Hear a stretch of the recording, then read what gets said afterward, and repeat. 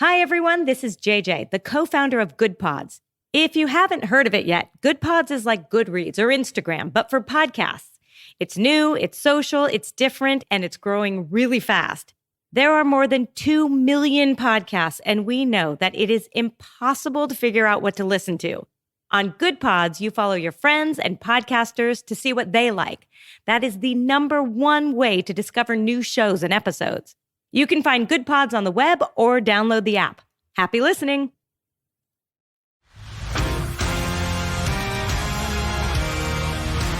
Welcome to the world of Saluna.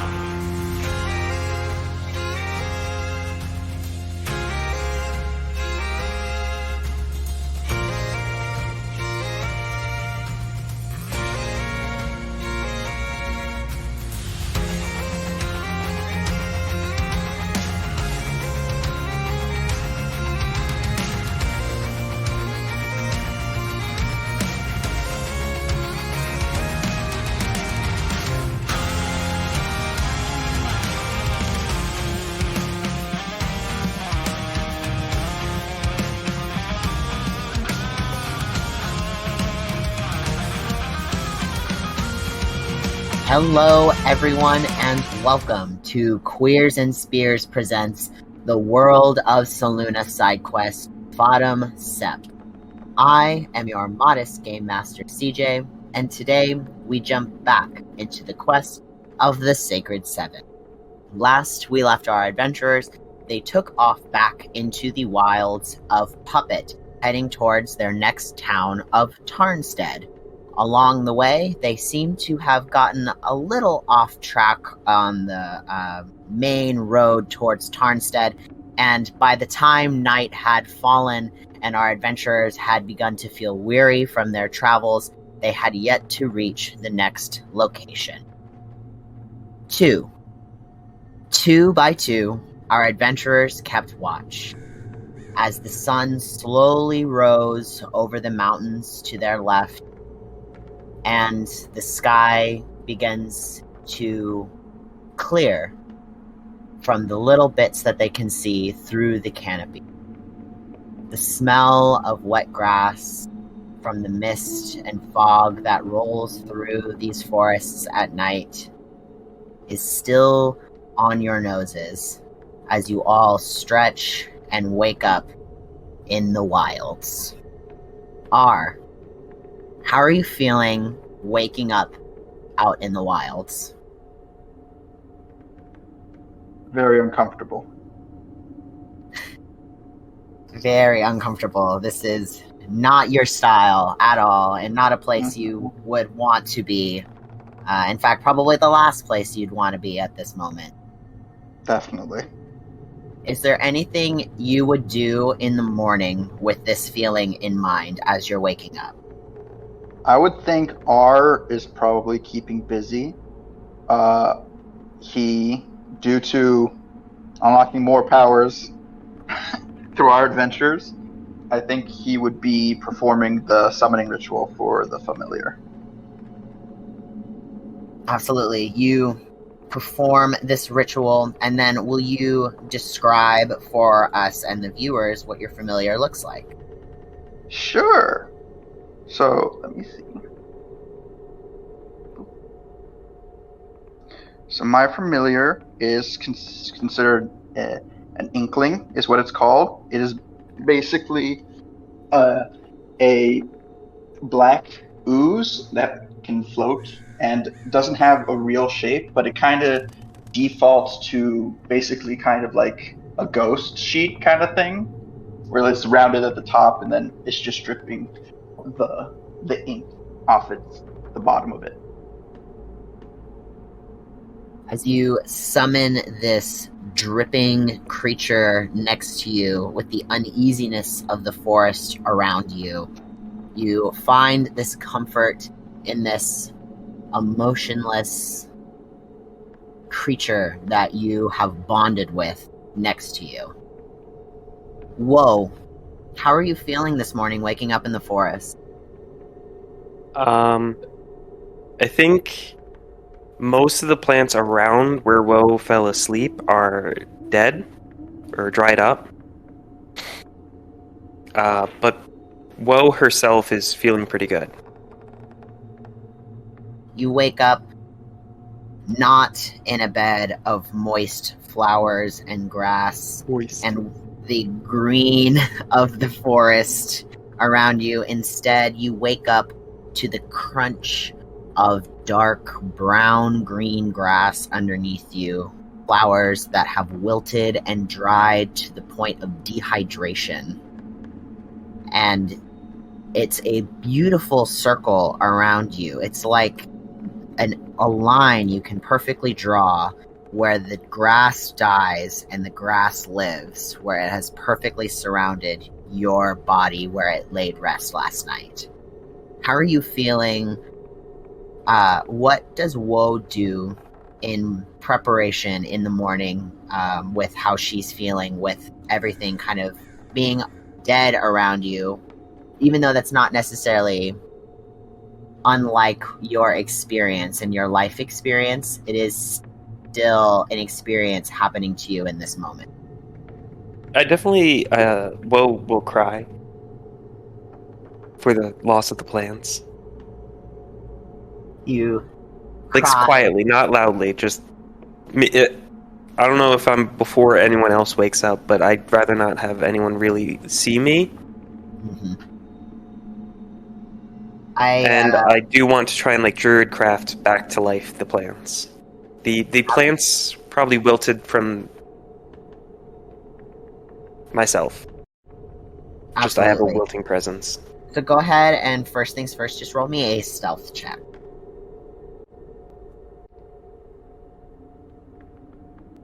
10. Okay.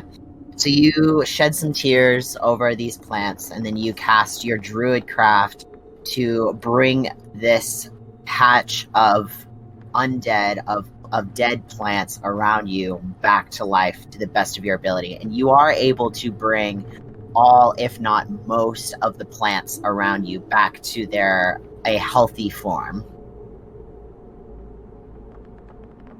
Click clack. How are you feeling this morning, waking up in the forest? The Clack hates it. He just straight up hates it. He doesn't hate the mission, he doesn't hate the people that he's with. He hates that he knows his wife is alive.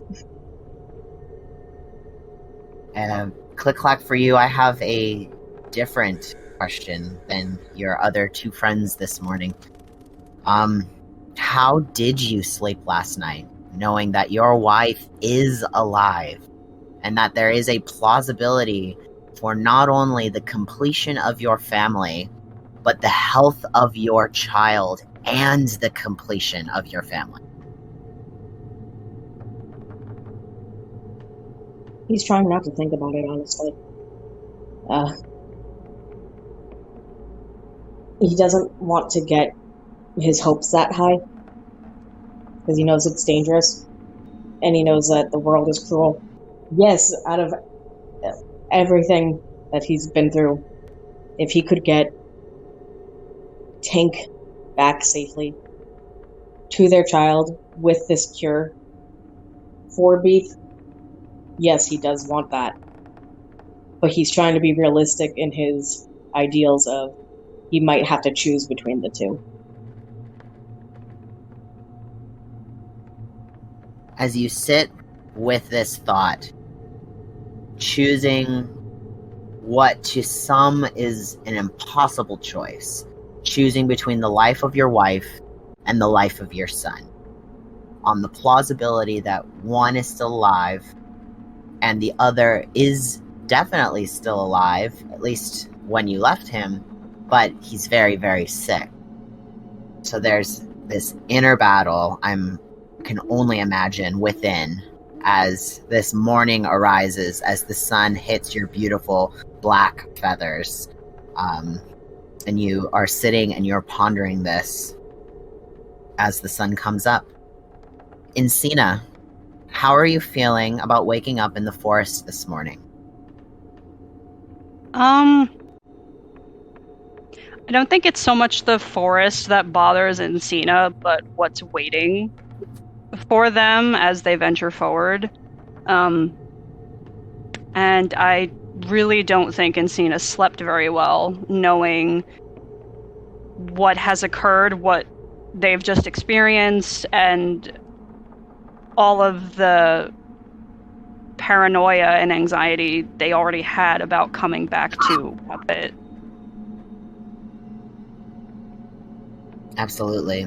Knowing what could and very plausibly lie ahead with the rumors, with the children you ran into yesterday, Finley and their older sister, Susanna, knowing that you provided them some comfort, some safety, some help.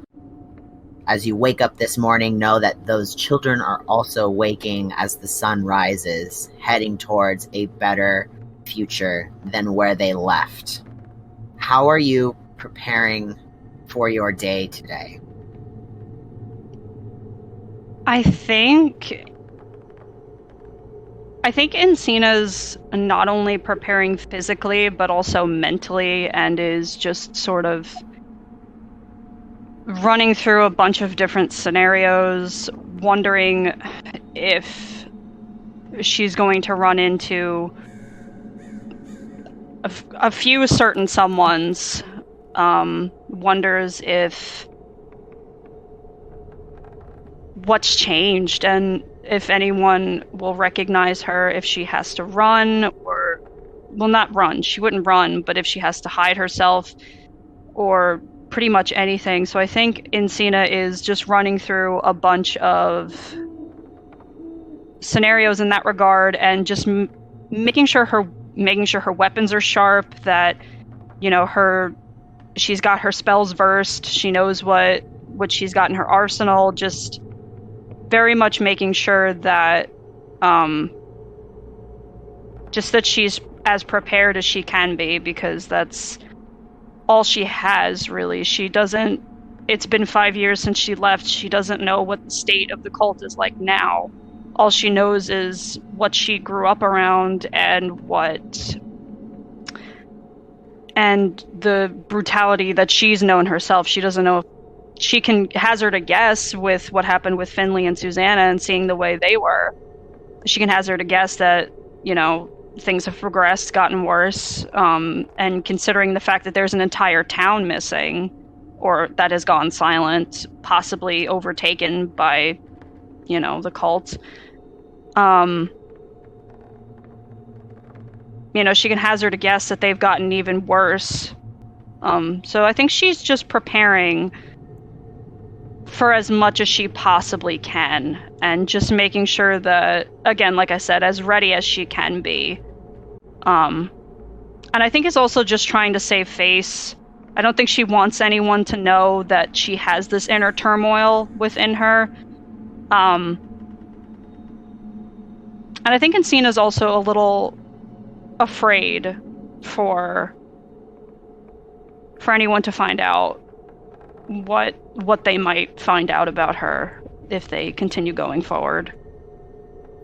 So yeah, so just a lot of uncertainty and a lot of preparing as best as she can. You prepare as best as you can to walk forward into a situation that maybe for the first time in a long time, you really have no idea what you're walking into.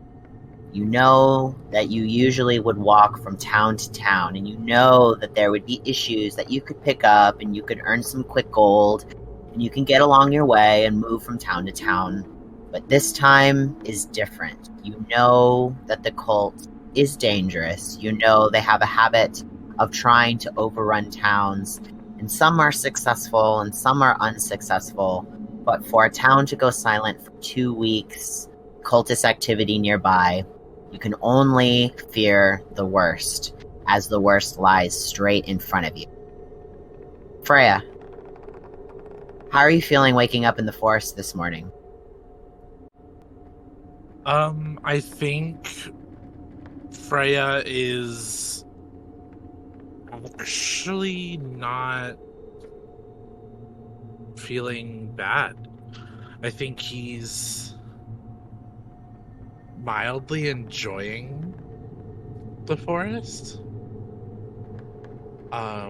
After his conversation with Woe and getting to know Xander a little better, I think you'll find him probably waking up like still curled up in like Indy's probably still curled around them, but like him and Xander are probably like shoulder to shoulder asleep in the morning. But he's waking up and he's feeling pretty good. Like he's not hung up on the almost dying as much anymore. I think now he's more working towards what Woe said, that he doesn't understand what it means still, but him having to earn his own friendship is a thing that really kind of like stuck out to him. And I think he's just like probably doing the same as Encina, like getting his weapons ready because he doesn't know what's going to happen, but he's not as in dark of a mood. So you had the very last watch last night. You and Xander watched as the sun rose and the rays started peeking through the tall canopies and shining down on your friends and your family, all sleeping down beneath you, with Indy curled up behind you, snoozing and snoring very loudly. But Xander is awake next to you as you both had successfully completed this final watch. You both did get enough sleep last night, so everybody still gets the benefit of a long rest here. But Xandar and Jezar also arise, and they wake, start gathering their things and preparing for whatever may lie ahead. Now you know that you aren't too far away from Tarnstead. You just got a little off track. So it shouldn't take you too long to get there. But who would like to go ahead and make the perception check? And who would like to make the survival check for the road there? Just one perception check for the right way, and one survival check for the journey. I'll make one. I'll make the survival check. Sounds good. R will make the perception check and redeem himself. Absolutely. Get it, R. Also, just for flavor, I'm going to be keeping the amorphous ooze that is my familiar in the bottle that used to contain the corrupted blood. So that's a 9. A 9, fantastic. And for perception, R got 14. 10 plus 4. 14. Okay, so with R's direction, you are able to find... With R's perception, you are able to find the right direction to Tarnstead. You see it peeking through the trees. You kind of look beyond the large obstructing tree trunks that gather in masses before you and around you. And with a 9 survival check, Freya, will you please go ahead and roll me a luck check?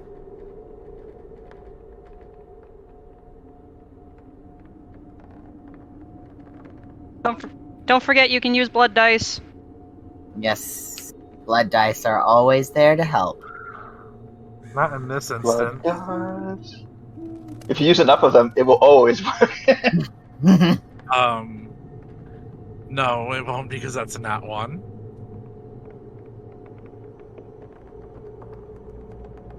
Okay. I'm sorry!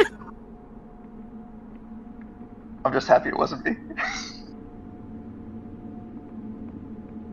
You have found the path to Tarnstead. You see, under fallen bric-a-brac and leaves, is the remains of a road that leads you to Tarnstead. You're traveling through the woods, very excited about knowing the direction that you're going. Freya, can you describe what a nat 1 survival check or luck check for your lower survival check looks like to you? I think it looks like Freya is probably not paying attention and is talking, and it probably looks like him walking through like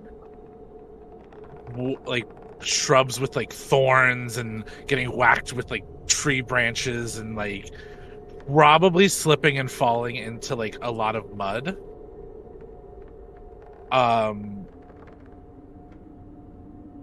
So it honestly is like him just honestly making a fool out of himself as he's walking. So, being similar, I would say, for our viewers, in description to a paladin, wearing large, heavy armor, protect you from the many things that life throws at you, as you are excitedly talking and walking and heading towards the next place. You don't necessarily realize how loud you're being. Yes. As you start to hear... Actually, everybody but Freya, go ahead and give me a perception check. Alright. I do have a passive perception of 11 if that Ooh. helps me. I'll take that into consideration. Oh, that's nice. 19. 19. 23, if I include the +1. 23. I got a 2. A 2. Oh no! Oh And no! Cena got a 19. 19. Okay. A couple high rolls, a couple low rolls. So, Party splits. the party splits. Whoa. You know the forest. You know this forest. You know your forest. You know mystical forests. You know trees. You know nature well. I actually do know some trees by name. That's very true. You do. Like Steve. Don't trust Like Steve. Good old Steve. But No, don't trust Steve. you know that the sound of consistent twigs snapping and getting louder and louder is not something you would find consistent in the forest. And this is something you hear.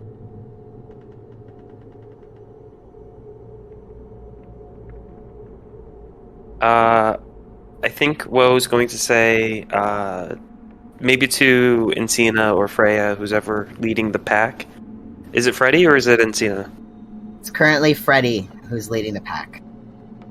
Then I think I'll bring it to Freddy's attention and I'll say, Freddy, I think there are something following us. Now that Woe has pointed out, do I hear the steps as well? As Woe points it out to you, do you, or Woe, do you hush the party in any way? Everyone, shut the fuck up.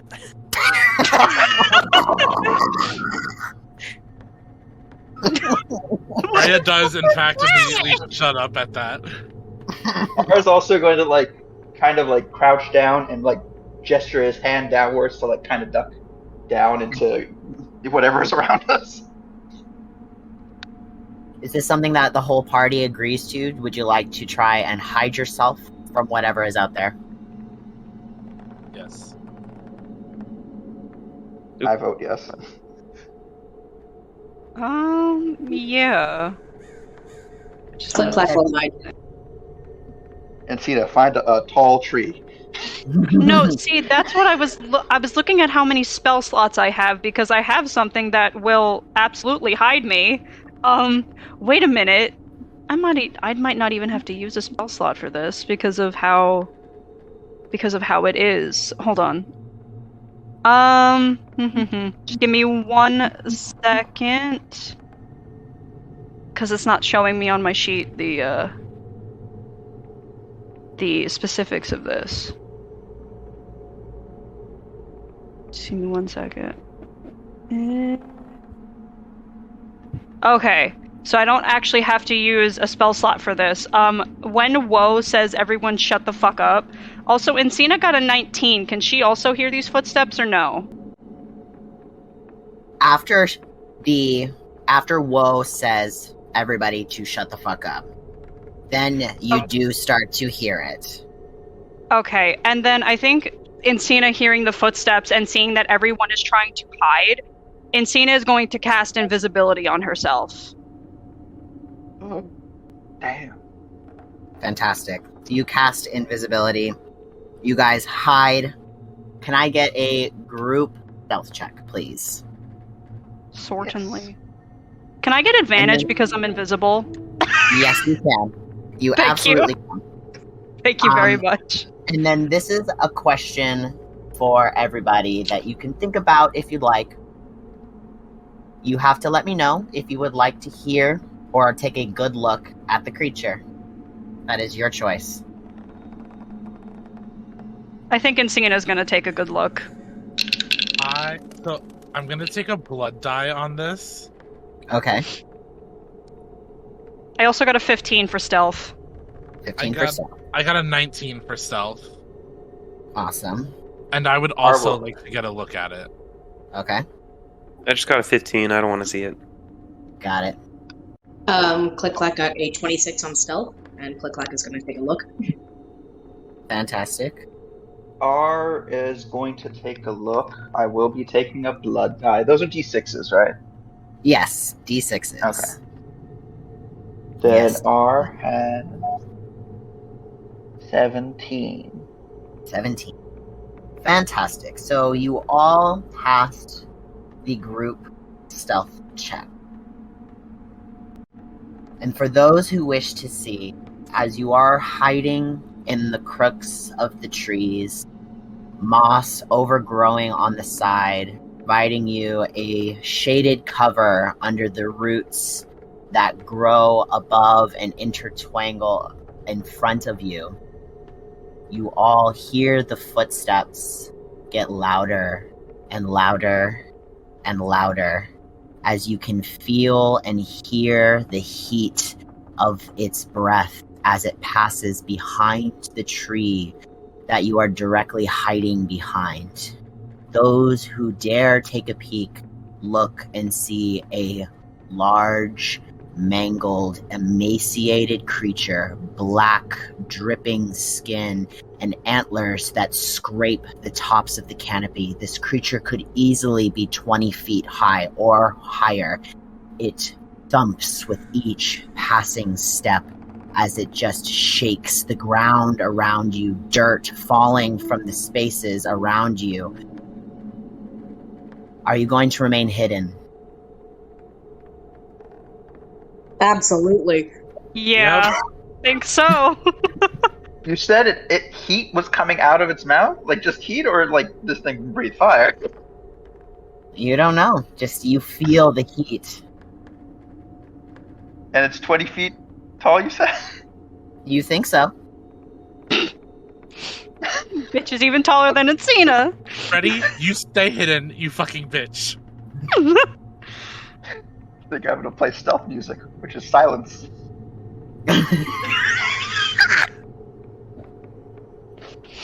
He's considering his options here. He's like, 20 feet, you say. No, R is gonna stay hidden. Okay. So, it sounds like a collective yes for staying hidden. Actually, CJ, could I do an insight check on the monster? Or the creature, rather? Absolutely. Okay, beautiful. Because I just picked up a spell that, if I remember correctly, might actually help. You bitch. Okay, well, that is a 7 for an insight check. And basically what I wanted my insight check to be was to see if this creature, it looks like it doesn't really matter, I got a 7, but if it was if it's infected, if it was something previously before the infection, or if it is a byproduct of the infection. Okay. So on a 7, with that being your primary objective on your insight, you can tell that it is infected. Okay. Based off of the way its body structure and the way that its face looks, the way that their hands look, you can assume that this creature pre-infection was probably not friendly, but you can't be sure. It seems like they have long claw-like fingers on each of their hands that are just dripping with this black oozy infection currently. Okay. And the other question I'm going to ask before I poll the group. When we were in Fort Jan, if I remember correctly, General Moxie said the only thing that seems to be able to help this infection was, if I recall correctly, was either a lesser restoration or a greater restoration. I can't remember which one it is. That's correct. So a lesser restoration works on those who still have the mind composure, but are also infected and falling prone to this infection. A greater restoration will help somebody who has already gone too far, essentially. So it's like an infected, like for The Last of Us, an infected versus like a clicker, you know? Okay, I get you. Yeah, like okay, that makes sense. Yeah. I think with that information, no one's going to be able to see it because Encina is effectively invisible. Mm-hmm. But she is going to reach her hand out and at the very last second stop herself from touching the creature and kind of pull her hand back to herself and kind of in her head says to herself, another time. I don't think it's for now. And she is not going to cast lesser restoration on this creature. So you prepare this spell. You can feel the energy kind of building and growing in the palm of your hand. You pull back, knowing that there is still a full day in front of you and still so much to see, and you don't know for sure if it will help or if this creature will understand that it is receiving help. After hiding for a couple of minutes, hearing the snapping of twigs and the distant rumbling of footsteps push off into the distance, you finally feel like there's an opportunity where you are safe to continue your journey.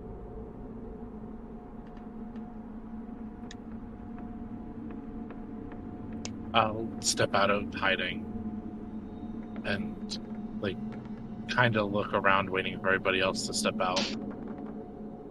You step around and look out. It is, in fact, clear. It seems like the creature, whatever it may be, has walked away off into the distance. Invisibility lasts for an hour, so Encina is going to remain invisible, but is going to pipe up from very softly from behind Freya and be like, I'm over here. Oh.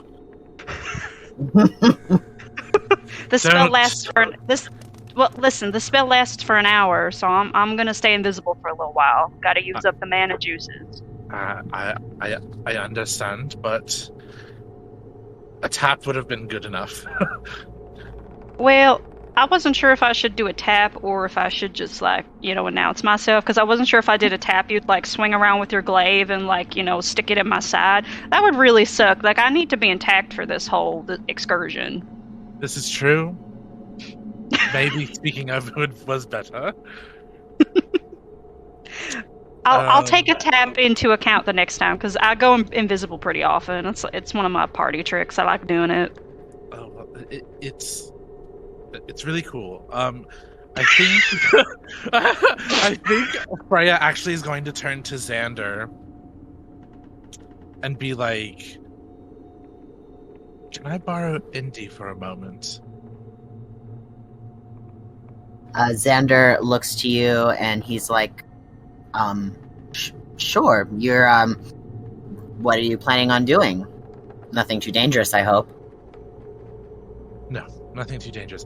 And Freya's going to, like, hop onto Indy and, like, kind of, like, lightly nudge their shoulder to be like, you can take off. I need to be up a little higher.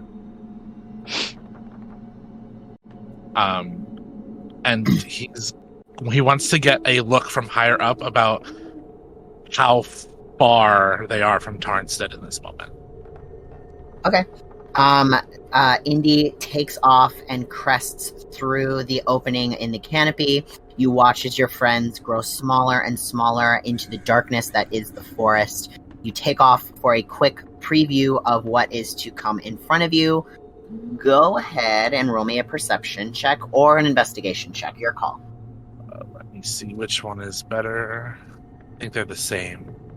Nope. Investigation is -1. Perception is +1. So we're going to do perception. That's cocked as fuck. There we go. That's 15. 15.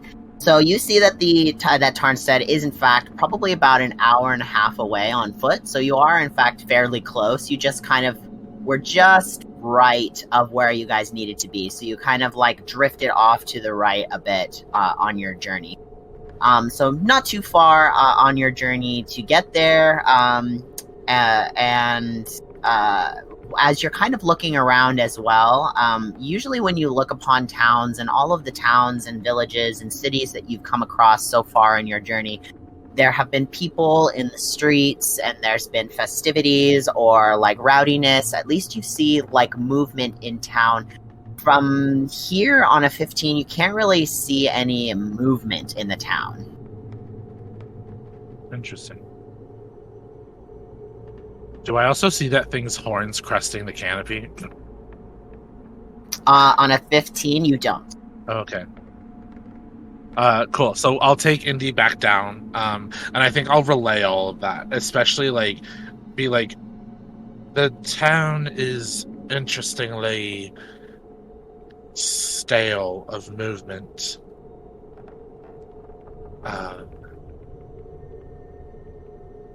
If I had to guess, they're probably hiding in the houses. They don't like to stay out where people can see them. Okay, well, it helps that you know a bit about them, but also it was quite exhilarating being in the front and controlling the flight rather than a passenger. But that's extra stuff. We're about probably an hour away by foot. Which direction do we need to go? I'll point in the direction. Okay. that I Yeah. In relation to where they pointed, because we were all watching. In relation to the direction we need to go, where did the creature go? So in relation to where you are going currently, you are currently heading in kind of a northwestern direction, more west than north. It came from the west and it was heading east. So it crossed your path and is heading the opposite direction that you are headed. Okay. Thank you. Absolutely. Yeah. Goodbye, bitch. I'm sure we will see you later. We'll see you again. I have a feeling in my gut, but we'll see. We shall see. Mm. So with the newfound information, a sky-high view of your journey, and a confirmation of direction with R's perception check already, you are able to find the path and the straightforward direction to get to Tarnstead. And as you all start to arrive on the edges of this town, you see the trees clear up a bit so that there's very scattered, if any, trees that actually line inside the streets of the city. But as you all approach, you see buildings that are a little dirty, a little run down. You see some like torn banners up, kind of laid up on the homes, like draping down towards the floor. You see that there are broken vases up on the sides of the walls, and busted doors and busted windows. Everybody give me a perception check.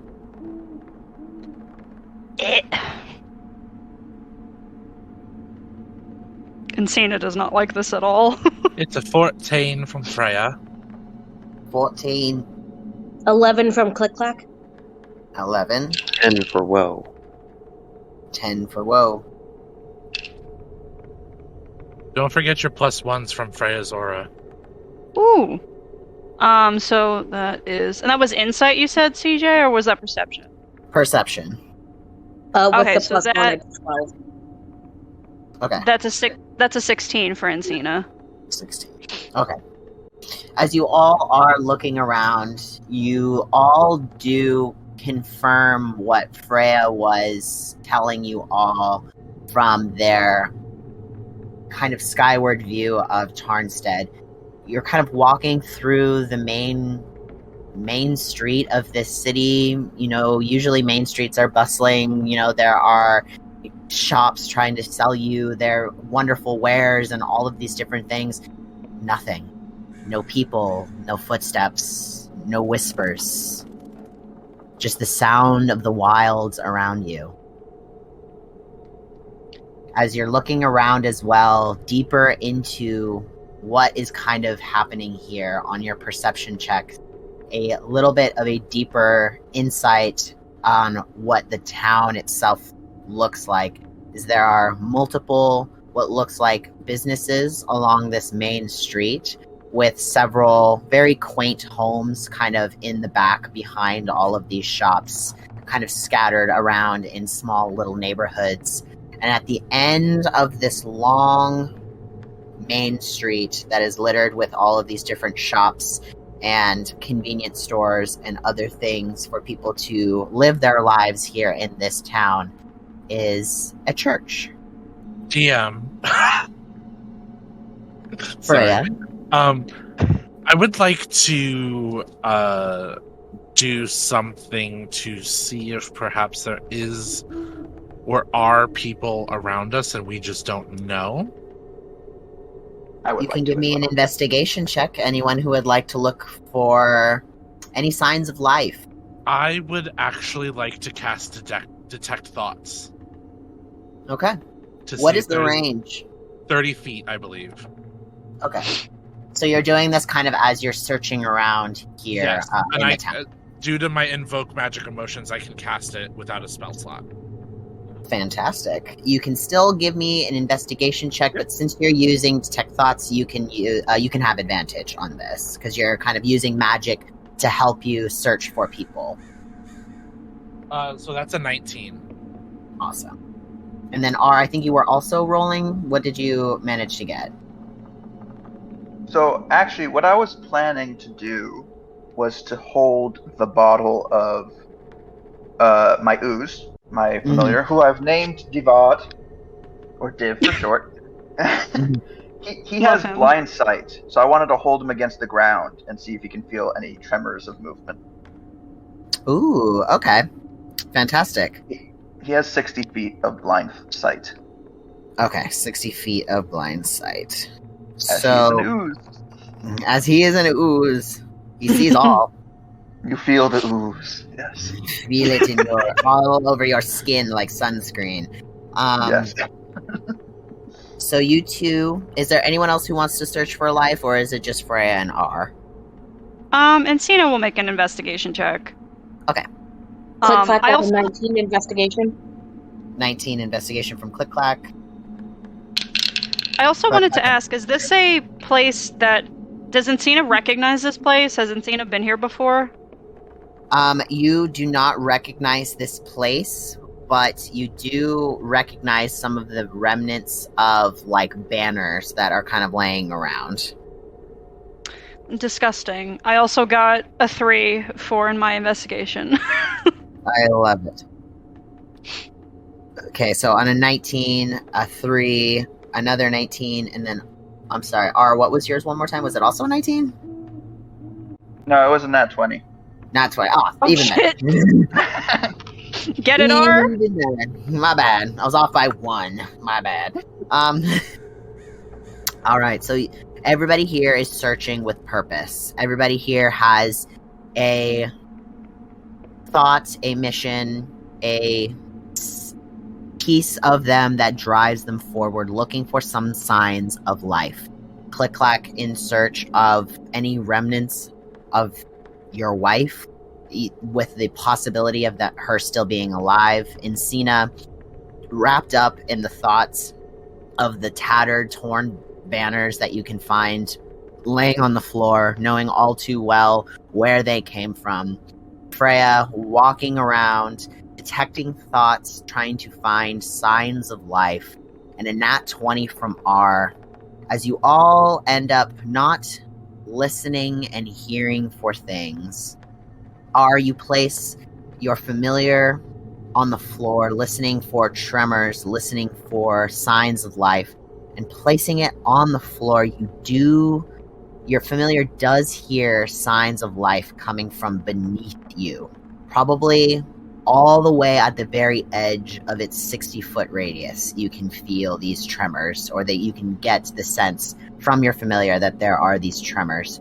But as you all search around for something here above ground and signs of life, you don't see it first. You smell it first. A smell none of you have smelled before. It is foul. It is rank. It is unlike anything you have ever smelled before, and you all have thrown up together. You have experienced the disease, the ick that just spreads itself across these beautiful, beautiful wilds. As you turn a corner and see a pile of burned bodies, smoldering ashes, black as night, just out in the open, smoking. Interesting. I will say, Encina does not look well at all. She's trying to keep it to herself, but she does not look well. And I think she might... Go ahead, I'm sorry. No, R is also not feeling well from the smell of burnt corpses. Yeah.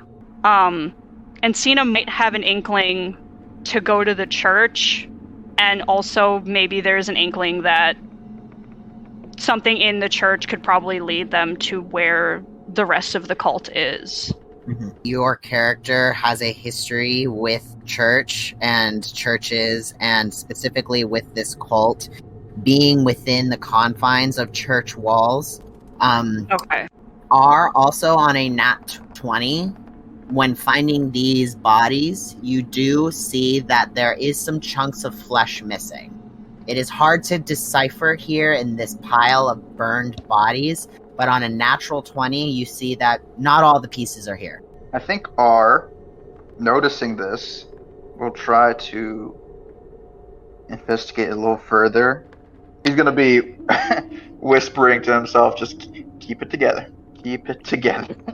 As he goes over to inspect the bodies. He will not directly touch them. I think he'd use his dagger to move to see what specific parts are missing. If it's just an array of different limbs, or is there a pattern? On a natural 20, you see that it is different pieces of the bodies. From what you can see, it looks like they took some of the larger chunks of muscle tissue from each of the different people. So it depends on the person and how their body was built. But you see somebody who, you see some bodies that are fully flayed down to skeletal remains, and you also see full burnt bodies as well, and the full burnt bodies are skinnier in nature. You can kind of tell on a natural 20, you can tell that this person was probably skinny before burning to a crisp. So you can maybe correlate from there that this person probably did not have their muscles taken from them because they were skinnier. Can I ask? Can I roll a medicine check to see? So you said before that we can smell the disease, right? It does have a distinct smell. It's very like inky in nature. Right. I just want to see if I can. I know the bodies are burnt, but like, if there's any indication of how far along they are in that process. If these were like the ones that were fully turned, kind of thing. You don't detect any smell of the. You don't detect any kind of inky, diseasey smell coming from these bodies. You just smell ash, smoke, and corpse. Okay, yep, that's enough for R. He's moving on, continuing with his investigation. Amazing. And then, whoa, I believe you said something about wanting to look around at if there's any plant life here in the town specifically. Yeah. Awesome. Go ahead and roll me a girl. You can roll me nature or investigation. Your call. No. 7.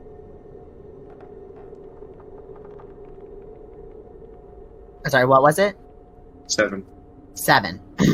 So there are very few plants here in the town. It looks like what is here is mostly unnatural trees, like fruit-bearing trees or things like that.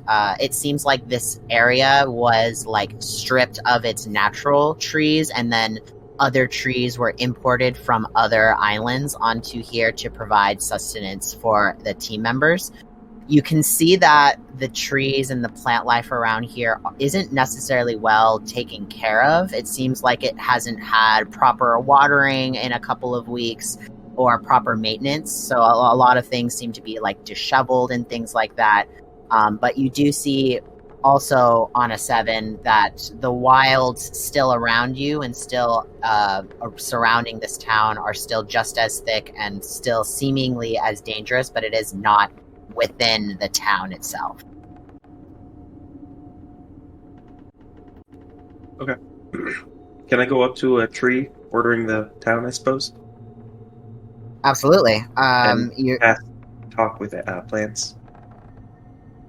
You want to cast Speak with Plants? Is that what you said? I'm sorry? Yep. Awesome. You cast Speak with Plants on one of the trees that are here. And you walk up to what looks like this purplish fruit that has like leaves that extend from like the bottom where it connects to the tree, and it's like the size of like a lemon, but it is like this bright purpley color. And as you approach the tree and cast Speak with Plants, it looks at you and it's like, "Oh, hello!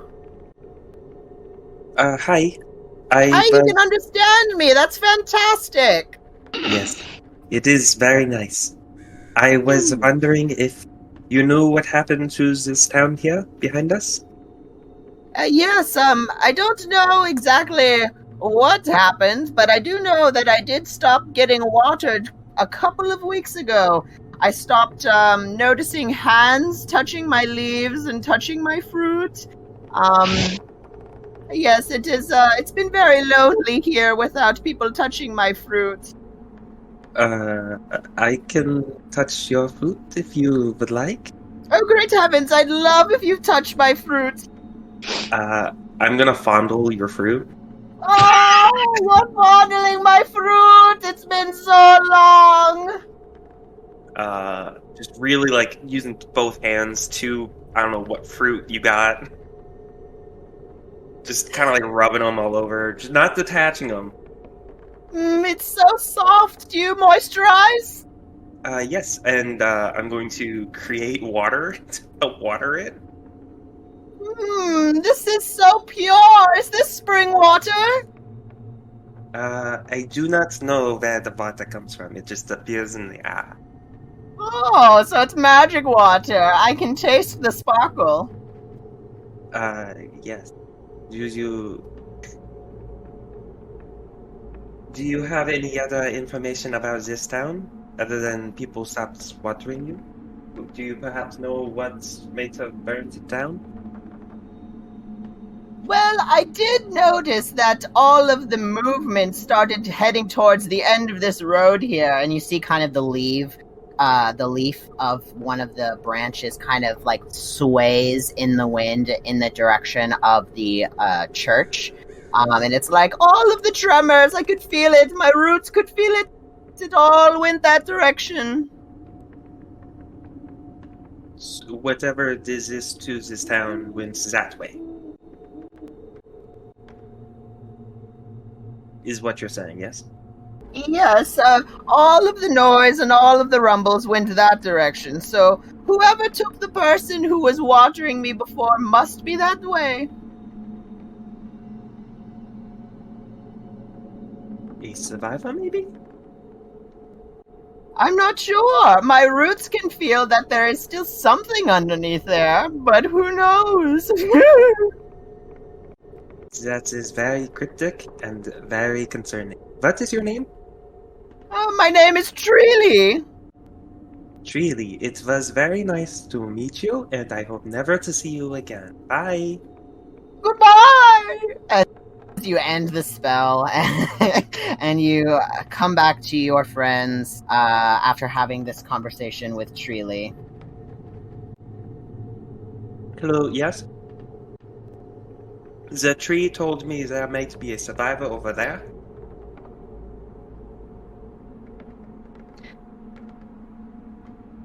Alright, well...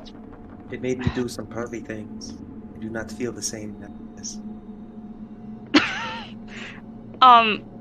Encina does not know how to respond to that and just kind of goes, I'm sorry about that. That's, trees can be a fickle thing. Encina kind of swallows and goes, look, y'all. We're in the thick of it now, so there's really no point in me hiding this from y'all.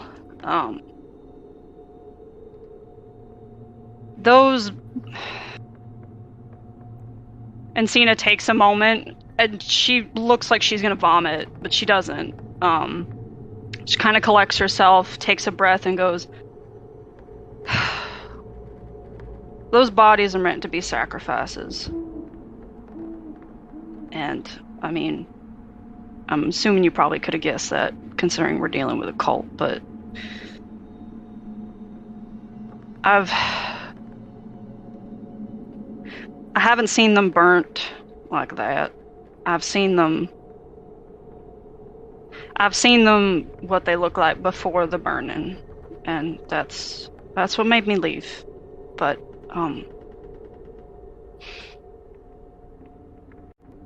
if I had to guess, I'd say that those pile of bodies are meant to be sacrifices, and if there's anyone still left in this town, they're being held and either waiting to be sacrificed or they're being indoctrinated into the cult. And, CJ, is the church at the end of the road where Woe was pointing? Yes, absolutely. Okay. So Encina's gonna swallow back some bile in her throat and nod at Woe and say, I think your tree friend's probably right about someone being at the end of this road. If I know this cult, and I know them very well, they're gonna be somewhere in that church. Either up in the rafters, or in the walls, or even maybe underground, I don't know. But that's where they're gonna be. And,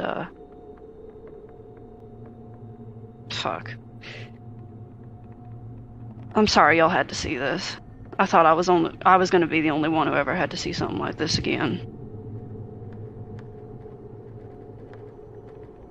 I am not friends with Citri. I want this clear. Click Clack is gonna walk up and just like kind of pat Encina, like on her forearm, like where Click Clack can reach. Encina looks at Click Clack and nods and kind of pats his wing in return and is like, "Thank you, Click Clack. I can't imagine you're doing much better, so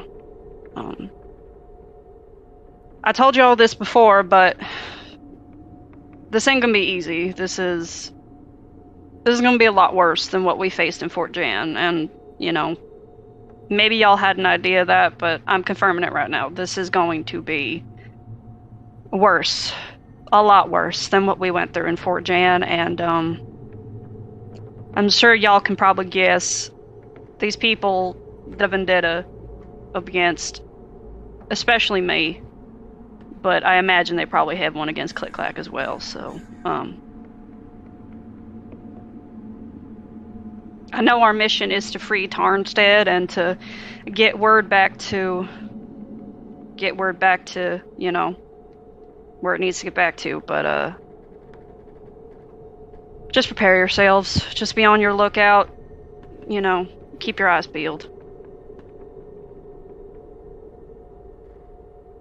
I do not want to peel my eyes. That sounds painful. Are you okay? It's just a term of it's just an expression. Well, you don't have to peel your eyes if you don't want to. Just keep them open, all right? Just make sure you're looking around and paying attention. Har will comment that he does think that your cultist friends are underground, from what he sensed before, underneath the church. Well, good to know they're up to their old trick still. That's... motherfuckers. Alright, well... let's... I think our only way forward is through the church, but let's be careful. Knowing them, they probably got fucking booby traps or some shit in the entrance. Fucking assholes. Har wants to ask, do you know... I know that the previous little ones we came across in the forest were meant to be indoctrinated. They take children early, right? They take children very early. If they had such a ritual where they're sacrificing, do you think there will be many, let's call them civilians, left, or will it just be church folk? That's hard to tell, because they might have changed their ways in the 5 years that I left, but from what I remember, from what I could gather, because, you know, I wasn't part of the sacrificing and all that garbage, but what I found out later was that, at least back 5 years ago, usually half would get sacrificed and half would be indoctrinated. We usually saw an influx of people coming in. But that was years ago. I don't know if it's the same now.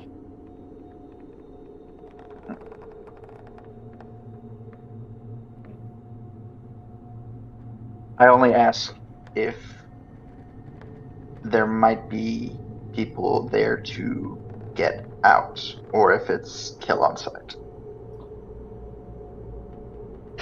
Well, there's gonna be one big bastard that's kill on sight, and he looks exactly like me.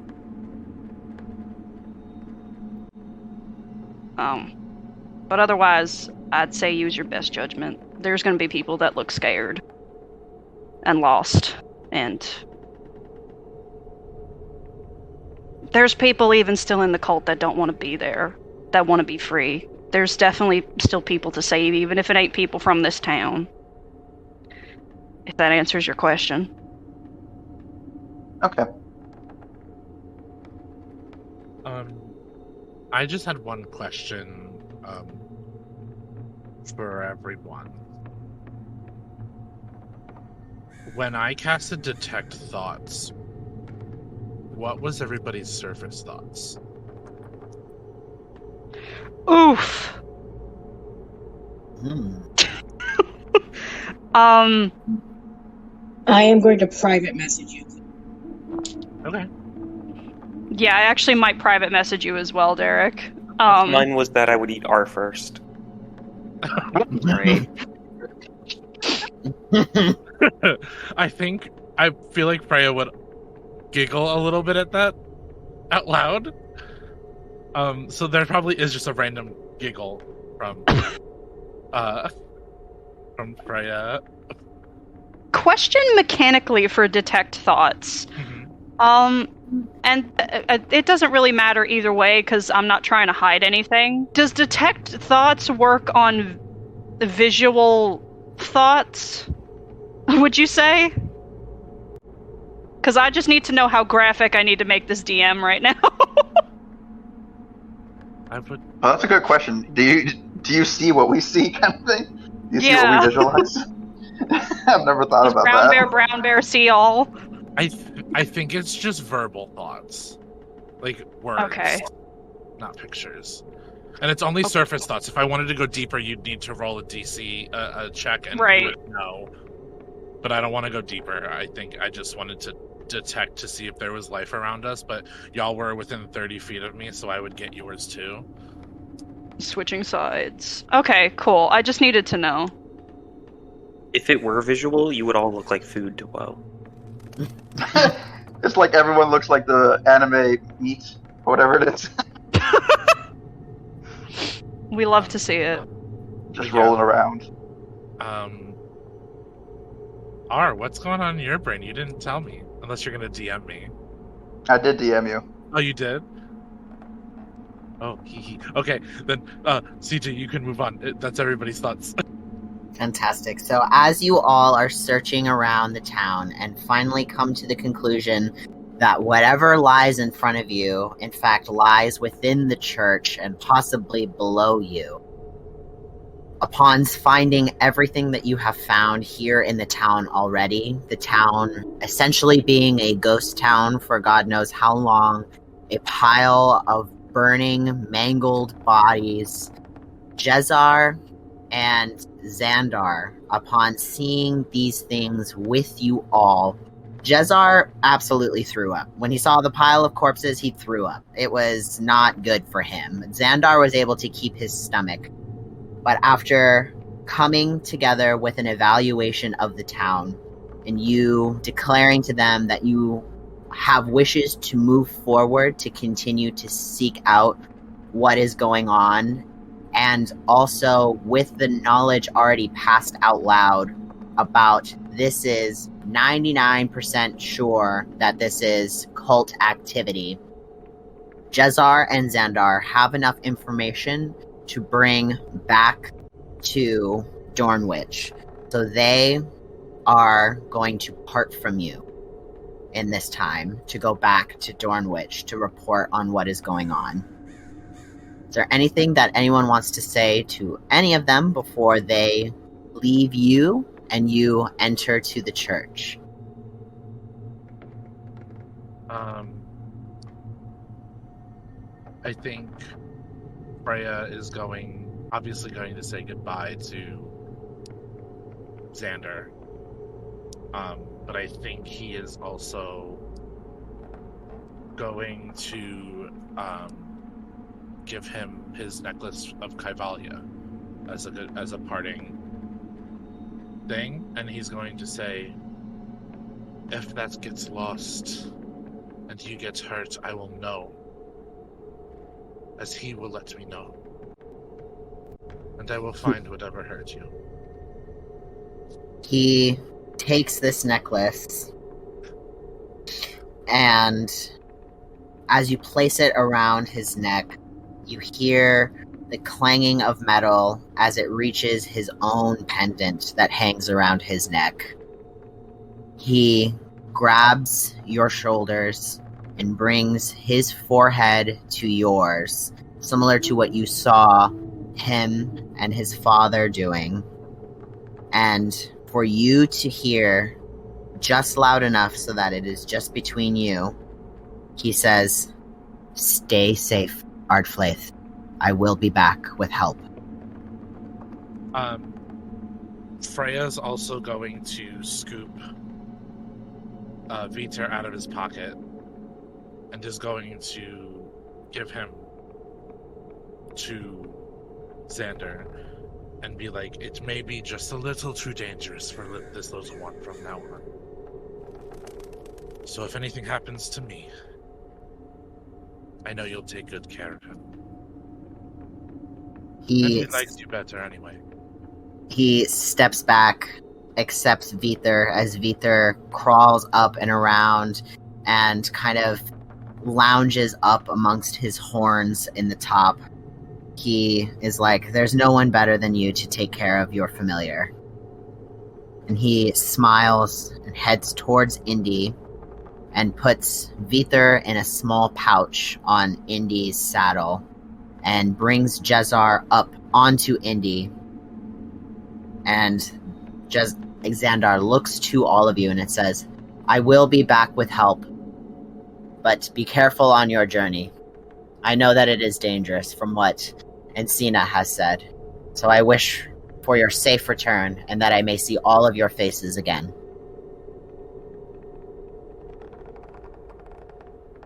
As Indy starts flapping their wings and pushing wind around them to take up off into the sky and back south in the direction that you came from, as you all turn and face the church in front of you.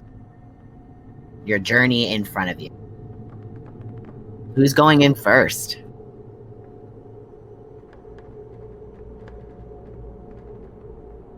Bucket R will. So silent. Encina will follow very close behind R. Okay. So, with that knowledge, R, you can go ahead and roll me a perception check, and Encina, you can also roll it as well. Yay. Perception. We gotta... 24. Heck yes. Encina got a very nice-looking 6. Unless I have advantage. No, because it's an unfamiliar church, unfortunately. You couldn't do the church up in the fucking mountains, CJ. I'm sorry. It's okay, I'm kidding. If you add those numbers together, you get 30, just FYI. That's true. On a combined 30, I proclaim. So as you enter, are taking the first steps on a 24.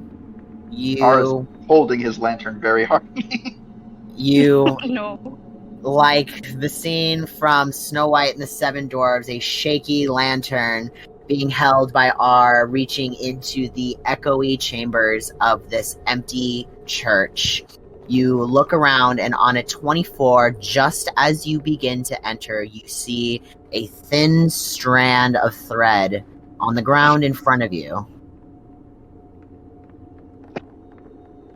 Yeah, R will kind of like motion his hand to like step back a bit and look at the string. What is it connected to, please? As you follow the string, you see that it is connected to a series of mechanisms that lead to a large weighted net above you.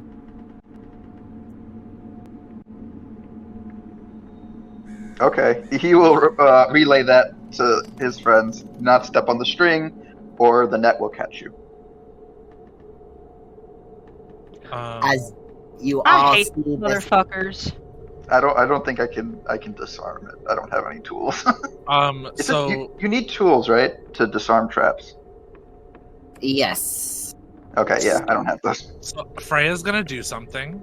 Mm-hmm.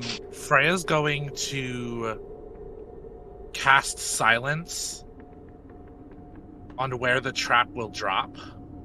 Mm-hmm. And is going to use his glaive to cut the wire. Ooh. Okay. I love this. Clever girl. Clever girl. So you cast silence The room becomes still, no longer hearing the wind echoing through the painless windows in this church, no longer hearing the creaking of wood, no longer hearing the chirping of the birds outside. It is deaf silent for all of you. As you all visually see Freya reach out with their glaive, and with a snip up of their wrist, it sets off the trap. You all see, but do not hear, the ever-grinding gears twisting and turning as the trap sets itself off. Sandbags fall to the ground with a silent thud. As the trap falls down, you see wood pews around you break and shatter as it slams into the ground, causing a slight tremor into the floor. If this was gone off without silence, you would have surely been caught.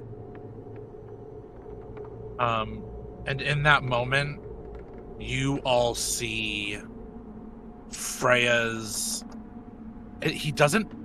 It's you know that like anime thing where like somebody like goes into like a different mode and it's like that like echoey aura of like bigger, stronger versions of themselves. That kind of happens to Freya in this moment as he is channeling wrath. You see this aura of energy, something that you have yet to see in its fullest form as Freya starts to understand the world around him. The lies that he has been told his whole life is hitting him like the net hit the floor, like a ton of bricks. Wrath emanating from Freya, like heat just rising from asphalt. You can just feel the warmth, the heat, the anger coming from Freya. And as you all avoid this, step over the net, the silence still lingering as you can start to hear very faint whispers of things coming back as the silence fades away. You all look at this empty church and start to notice a couple of things as you are looking around. You see that there is let's just talk about the elephant in the room. It isn't hard to miss it. There is a large gaping hole in the floor towards the back of this church. Can't miss it. It is like the bricks of the floor of this church have been lifted up and stacked off to the sides to leave a large, dark tunnel leading down to who knows where. There is, around the edges leading down into this tunnel, you see that the stone is soaked with blood. That it just covers almost every inch of the corners of the grout that was laid here in the church. And you just hear like pitter-patters of sound echoing and bouncing off the walls coming from within this tunnel.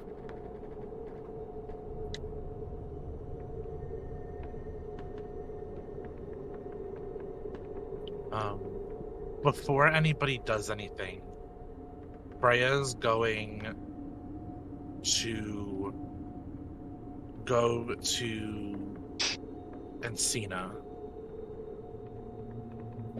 and he's going to kind of like... Actually, he was gonna go for a bro thing, but I think he's gonna go for like actually kind of a sweeter thing. And he's going to like lightly cup Encina's face with his hands, and he's going to say, "I'm sorry, this is going to hurt for a moment. But I think you are one of the people that need to use this the most." And just like he did with his mother, he is going to give Encina one of his burden die. Ooh. Oh, shit. When channeling wrath, that ruined it. The added damage is poison. Oh, okay. So you all see as Freya gives this, the veins in Encina's hands and arms become bulged and deep purple. And that is a D10 you could add to any damage roll. Once. Ooh. All right, D10 of poison. And then he is going to go, and it does hurt when he gives it to you. Like, it is not a power he shares lightly because he knows it hurts other people. But he also knows that Encina can take it. Yeah, and honestly, as Encina's veins start to turn purple and pulse and ache, she hisses a little bit, and she winces, but through her narrowed clenched eyes, she looks at you and she goes, "I probably needed that. Thank you." Of course. And he's going to kneel down to Click Clack. And he's going to smile and kind of put his hands on Click Clack's shoulders at this point and go, "Little bird, though I know you are probably more of an adult than I am sharing this power with you also, as you have an important mission outside of what we are doing, and I will make sure that you see that mission through." And you guys probably can't see because of the feathers, but the same thing happens to Click Clack on his hands and arms.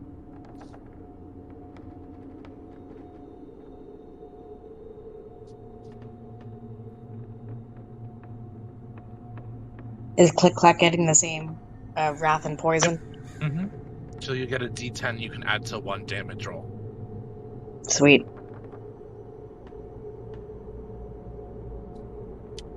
And Alright, if everyone's done sharing their burdens, I think R will resume leading the pack. Absolutely. As you... I think also R is gonna let Div out to be in front of him, like slithering, so that he can keep using his blind sight and we will be aware of what's coming.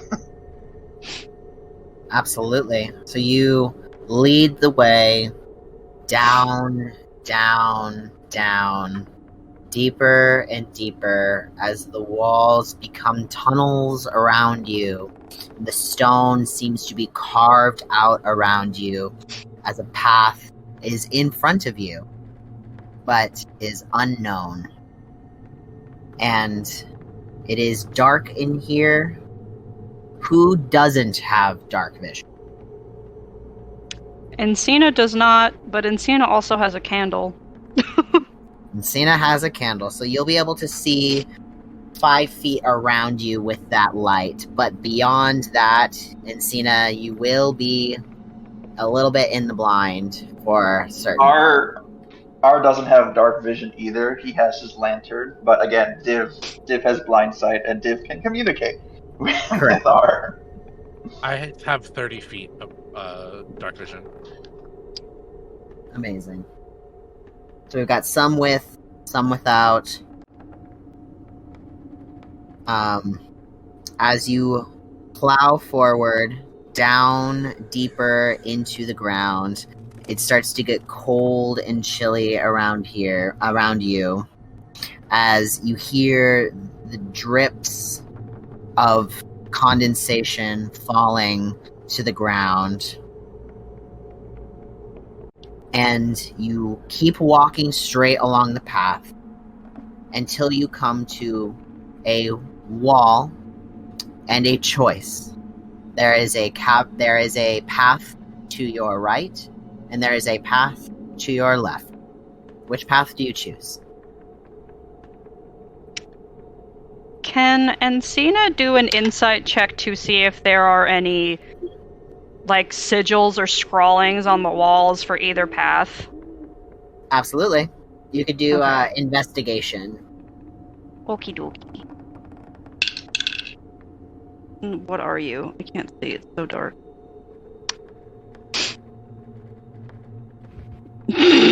You gotta be fucking kidding me. It's a 6. It's a 6. I feel like you hold the candle up to the wall, trying to get a better view at what could possibly be hints or clues, remnants that you can remember to help lead you along the path. But I think that you are struggling to see. I think you're struggling to decipher if the cracks in the stone are glyphs or if they are just cracks in the stone. I think with that, Encina's actually going to turn to R and be like, "Hey, buddy, are there glyphs here, or are these just cracks, or am I going crazy?" All right, R will assist, or do I roll my own? I'm gonna say roll your own investigation. Okay. It's not my strongest suit. Okay. Not mine either. I have a -1 to investigation. Okay, that's good. That's a 20, a dirty 20, with +1 from my stats and +1 from Derek. Nice. Okay. With a dirty 20, you do in fact see that there are sigils written into the wall, but they are not directional signals. It is actually more of a language. And on a dirty 20, you can kind of decipher it. And it's kind of broken up because you don't exactly read this language, but on a dirty 20 you're able to at least kind of get the gist of it. And the gist is, speak for him, speak through me. Wait, say that again? Speak for him, speak through me. Is that on one side, or those are the two paths?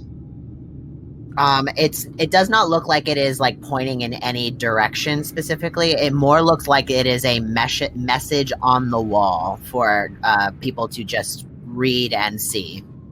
Okay, he's going to relay that to Encina and ask, "You know what the fuck that means?" Encina scowls and says, "Yeah, that was one of our old sayings, was speak through him, speak for me." Yeah, I remember that shit well. Heard it all the damn time. So CJ, it's like just like, it's not like on any particular corridor, it's just kind of like in the middle. Yeah, so basically you guys walk up to a wall and a split in the path that goes on either side of you directionally. So they'll go straight to the left in one direction and straight to the right in another direction. I'll send a quick picture to the chat really quick just to show you where you guys are. Try not to show too much of the good stuff here. Gotta keep that hidden behind a paywall. Yeah, that's behind a paywall. R has a foolproof plan. Let's draw on this so that you can't see the goodies. Yeah, crossing out all of my DM notes. Me and my dumbass had to go ask if there were fucking sigils on the wall. No, this is great. This is learning. We're all learning here. Perfect. We're learning stuff. Well, alright. Well, you're going to see one thing, but I feel like it's kind of obvious, so... Whatever, you know? Love that. Alright. I'm sorry! I'm fucking dying! Enjoy my scribble scrabble. You guys have come across a fork in the road. Put the Treely voice away. Tree has followed you. Where are you going, friends? I need to be fondled. So the tree sentience bit lasts 10 minutes. Oh God. So you probably still hear whispers, whoa, in the background, like, where are you, friend? My fruit. I'm just muttering, I'm not friends with the trees. I like to imagine he's like chasing after Ro. He like ripped his roots out. Is like crawling.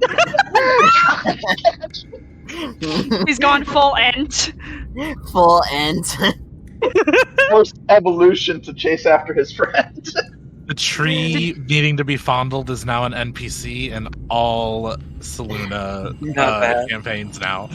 I did Okay, say it all was a trees- imported tree, so We could go to All Welcome trees Dark, are where all perverts. trees like to be fondled. all trees are perverts.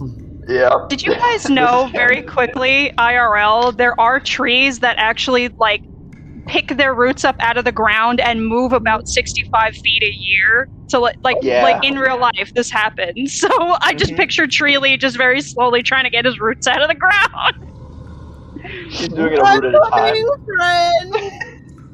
I must be fondled. Just for 10 minutes, I'll be hunted by a tree. I didn't know I was that good at fondling. But so anyway, You were the great, my path. Yeah, so the path in front of you. The path diverges onto two roads. Ar's gonna pull out a gold coin and flip it. You know what? Honestly, that's yeah. Can I try and catch the coin and eat it? Absolutely. You can make a dexterity check. The DM said it was okay. Damn it. Okay, it's fine. I have my lucky coin. Where is it? Alright. So I'm gonna make it heads is right, tails is left. I only got a 13 to eat your coin. I don't think that's going to be high enough. I'll just eat my own coins. It's tails. Left it is.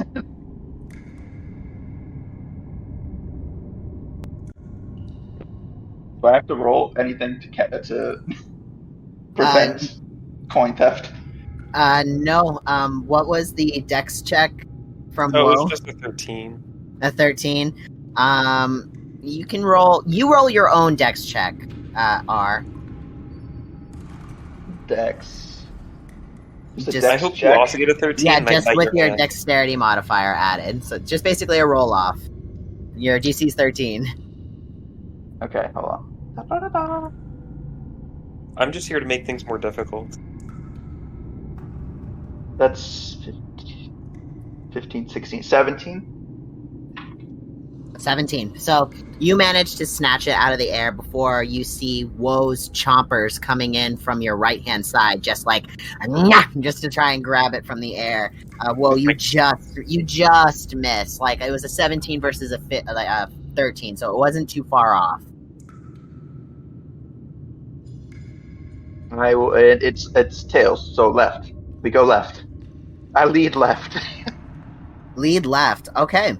As you head left, you come across another choice. You can continue on your path straight forward, or you can make a right-hand turn down another cavern.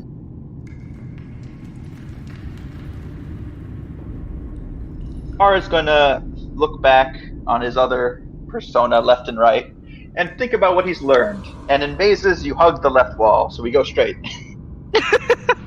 You go straight. Okay, you lead the group straight. You come across a left-hand turn as you lead the party into what looks like a dead-end room. It is filled with barrels and rope and supplies. Just very hodgepodgey, like stuff you need to live and stuff you need to survive. Normal storage stuff. But it is, in fact, a dead end. Okay. You said there's a left or no? It is, so there is I will send an updated map of where you have seen so far.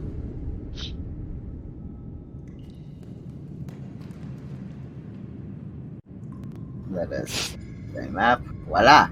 So you have a left-hand turn, which is that little jutted out area that you see above the room that you were just in. Okay, yeah. Well, I'll lead them there. Fantastic. So, with R still in the lead, R, we have another choice. You come across a three-way split. You can go forward, you can go left, or you can go right. If it ain't broke, don't fix it. So we're going left. You're gonna go left. Left. Alright, you take another left-hand turn, and you come across another dead-end room. This Son of a room is bitch. filled with chains that are shackled up against the wall, and attached to those chains are long dead people. Corpses, Oh, shit. emaciated, beyond saving. It looks like they have been here for probably 2 weeks, rotting. Question. Yes. Are they wearing, like, call them cult uniforms? From what you can see that is draping on their body, you do not see any cult signifiers. Okay.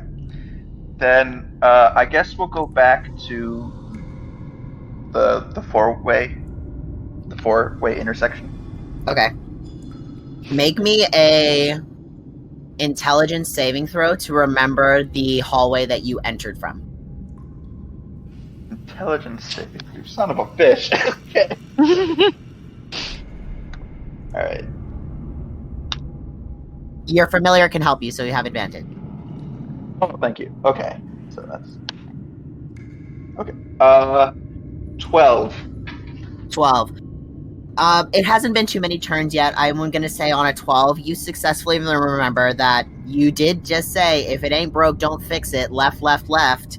So you do Yes. know that you entered in from the right corridor, and that the other options that you have not explored coming out of the cavern that you just came out of would be to head straight forward, which would, in correlation to the map, be heading towards the middle of what I've drawn, or take a left-hand turn heading up deeper into caverns.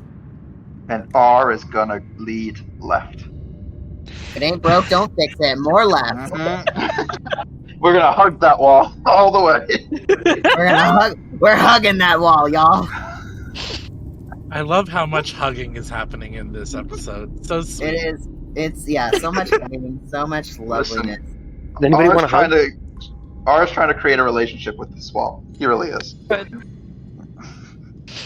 All right, you take a left-hand turn, and only about 500 feet later, you come across another decision. This time, it is only two, left or right. Left. Left.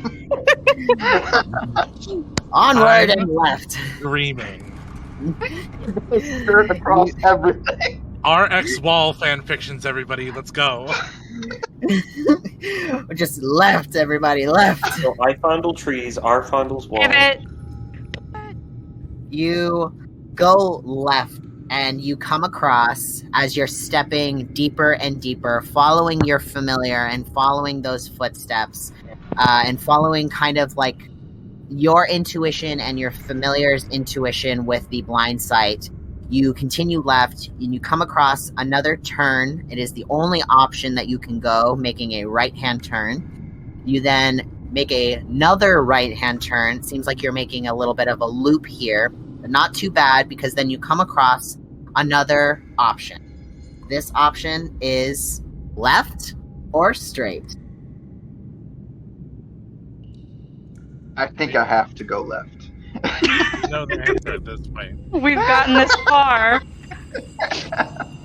We've gotten this far. Might as well keep going left.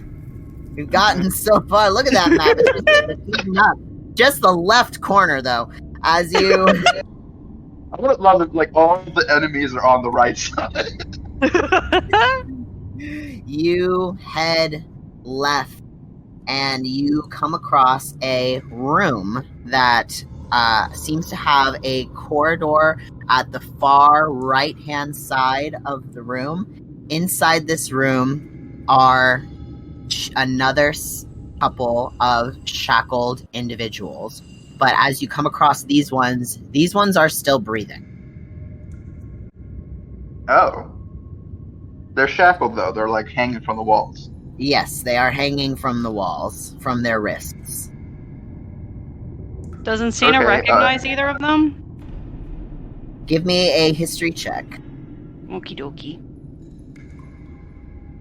We need a new dice for this. Not that one. That's the one I've been using all night. New one. Okay.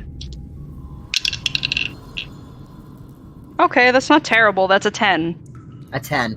You don't recognize anybody here specifically. Their faces are very dirty. Everybody here is very emaciated, starving, dehydrated, on the verge of death.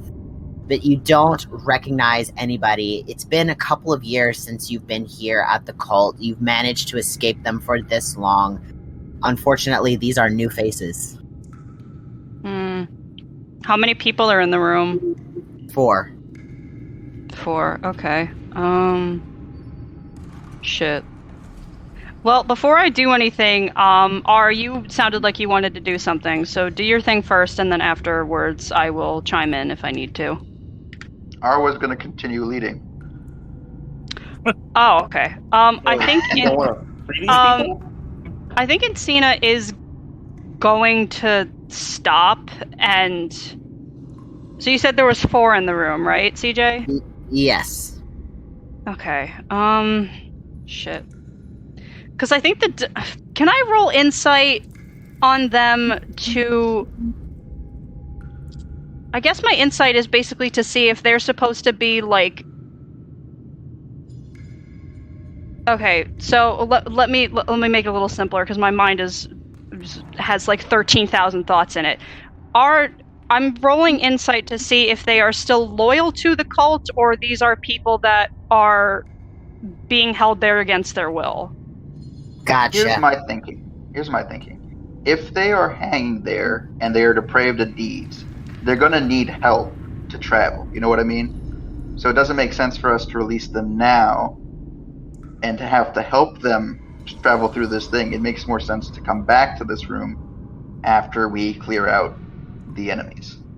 Right, no, but what Encina was going to do, because I have a lay on hands pool, I was going to give each of them 2 points of health just to make sure they're not dying, but if they're still loyal to the cult, and okay, so and again, CJ, you can stop me if I'm metagaming or if you think this would be in line with how Encina thinks, because I am trying to think in her mindset. Mm-hmm. Basically what Encina is wondering is if these people are meant to be sort of alarm bells and are willing to die for the cult to catch people trespassing, or if they are being held here against their will. That's what she's trying to figure out.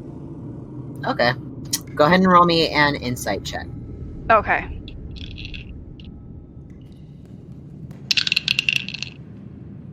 Yay, I got a good roll for once. That is... That's an 18 insight. An 18. On an 18, as you're scanning these faces, looking for a sense of familiarity, looking to connect to these people because of the trauma that you have endured and the things that you have seen within these very movable walls that continue to follow these cults. When you look and scan these faces, you see that 3 of them are in commoner clothes, so it seems like these people are on an 18. You would probably know that these 3 commoners are probably being saved for their freshness. Their blood is still pumping, their heart is still beating, the meat is still fresh. But there is one person of these 4 who has a rag across their mouth, between their teeth, keeping them from speaking, who is also bound here. And looking at them, looking at their eyes, you see that this person has done some fairly horrible things that you know, things that you've shared with the group, things that your group has already seen. But you also see that this person has been deceived. And now they're locked up. Okay. Shit. So immediately, just before, Encina is going to give 2 points of health to the 3 commoners. So that is 6. That 6 I'm losing right off the bat, which is fine because my pool is pretty big. Plus, I've got a lesser restoration. And Encina's going to walk over towards the one with the rag in their mouth, not take the rag out, but look at them and say, I gotta know who I'm talking to first. Do you remember anyone by the name of Casey May? They look at you, kind of think for a second, and they shake their head yes. Okay. So you've been here a long time then? They shake their head yes.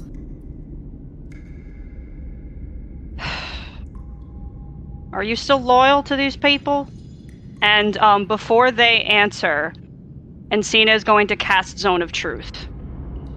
You cast this aura around you. How does your Zone of Truth look to you? I think Encina's Zone of Truth, the aura looks like... It looks like a kind of like a glass dome with spikes. It's very... It gives off this feeling of, you better tell me the truth or there will be consequences, and I will know. And it's a very intimidating sort of aura to be in. So as you cast this Zone of Truth around you, this compelling energy to only tell you the truth and only speak true words, not to lie to your faces, not to deceive you, you see the same look of scared desperation on this person's face as you ask them, do you still believe in their causes? And they shake their head no.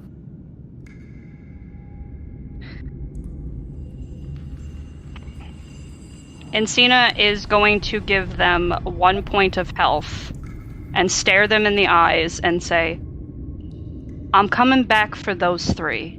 Once I'm done here, if you turn around and you backstab me, I will make sure it is the worst hell you have ever been through. Anything worse than what they could have done to you. Do you understand me? They nod their head very violently to show that they are absolutely intimidated in this moment. They are starving, they are dehydrated, they are being kept captive by people that they called their friends, their family, and they are definitely scared in this moment for their life. They are placing trust in you that you may also place trust in them, as you see gratitude come from their eyes as you give them a point of health. And I think Encina is going to lean in, still hasn't, taken the rag out of their mouth just in case. And is going to say very quietly, just to them, and says, if you remember Casey, then you remember how she left. And you remember that she was able to leave. She's coming back now. Not to join, but to rectify everything that has happened here. And you can either be part of that, or you can stay and suffer with them. So, it seems like you've made your choice, but I just want to let you know that, so that you can continue to think on it when I come back. And having said that very quietly just to this person, Encina is going to lean back away, turn to face the group, and say, all right, y'all, They should be stable until we can get back. So, let's keep going. You've done a good job leading us so far, so let's keep going. Let's keep at it. Left it is. Perhaps if they betray you, Woe can have a snack finally. Yeah, I don't know how good they'd taste, but yeah, we'll think about it. I can plump them up. Perfect. So left doesn't necessarily work in this moment. I will face the way we came in, so that the path is on my left. So I will go left. Okay, so you're going to turn around and go back the way you came instead of going in the corridor at the end of the room. Correct. All right, I'm going to need another intelligence saving throw. Do I still get advantage from Divad? Yes, you do. Divad. Here we go. Okay. And my plus That was one. terrible. What about this one? And That my- was a lot better. So 4, and then the other one was 12 plus. You said intelligence, right? Yes.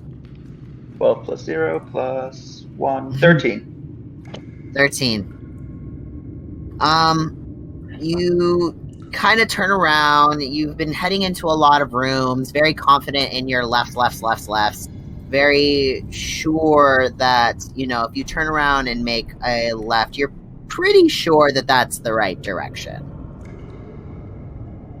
Yes. As you make another left-hand turn, you see the distant flickering of torches. You hear the scraping of metal and a gurgling coming from the room in front of you. And as you all step slightly and slowly towards this next room, knowing that there is movement here, you all see before you people in piles, people in cages strung up from the ceilings, people waiting in line to be tossed in a giant bubbling cauldron in the middle of this room. And a mass. Is it humanoid?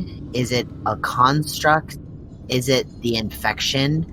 But whatever it is, it's alive and it is plastered to the wall, giving orders to the other cultists that gather around this bubbling, boiling pot as the eyes dart in your direction and stare Encina directly in the eyes.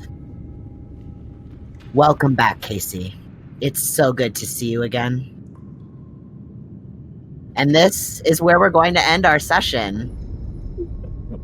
Tune in next week to find out what happens here deep in the caverns. Derek, where can our listeners find us and find out what's going on? Where can I find us? Because fucking Christ.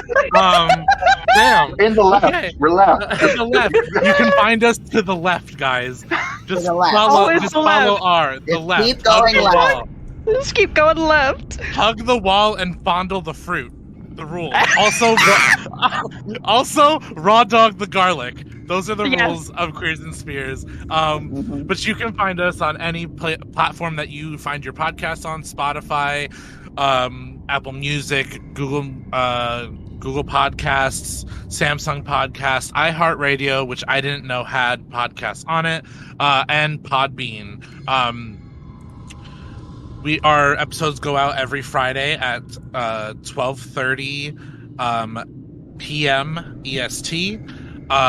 And you can find us on TikTok, Instagram, Twitter, and probably any other social medias that pop up, just because we need a way to contact and talk to our listeners, because we love talking to you guys and also love interacting with other TTRPG podcasts and stuff like that, and announcing different things on our social medias, which we have some announcements coming up soon. So pay attention for that, because we will be starting to post about campaign 2 soon, because that is happening this fall.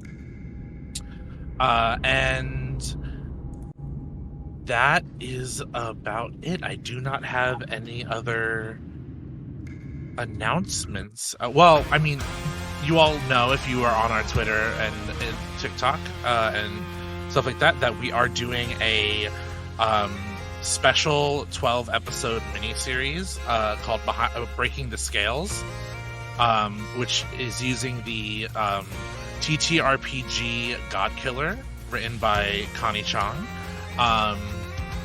And it will be featuring all of the main players of our first campaign and this mini campaign, plus some guest stars.